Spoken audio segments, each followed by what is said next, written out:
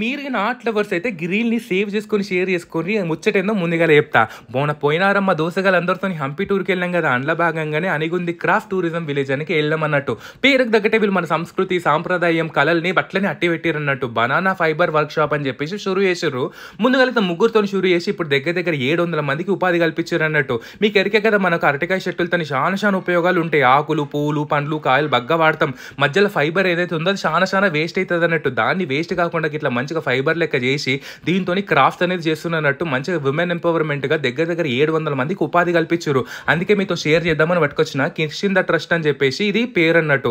ఇది non profitable organisation. మీకు ఇట్లా కావాలి, ఇట్లా క్రియేటివ్ గా కావాలి, వీళ్ళని ఎంకరేజ్ చేయాలనుకుంటే ఆర్డర్ పెట్టుకుంటా అంటే పెట్టుకోండి. First of all no regrets అండి, ఎందుకంటే ఇవన్నీ eco friendly products. Hand bags నుంచి సాపులు, మ్యాట్స్, బుట్టలు అనుకుంటా మస్తు రకాలు ఉన్నాయి అన్నట్టు. కిష్కింద ట్రస్ట్ మీకు కావాలంటే డిస్క్రిప్షన్ డీటెయిల్స్ ఇస్తే ఆర్డర్ ఇట్లా పెట్టుకుంటా అంటే పెట్టుకోండి. ఇది చాలా మందికి ఉపయోగపడుతుంది. ఒకరిని ఎంకరేజ్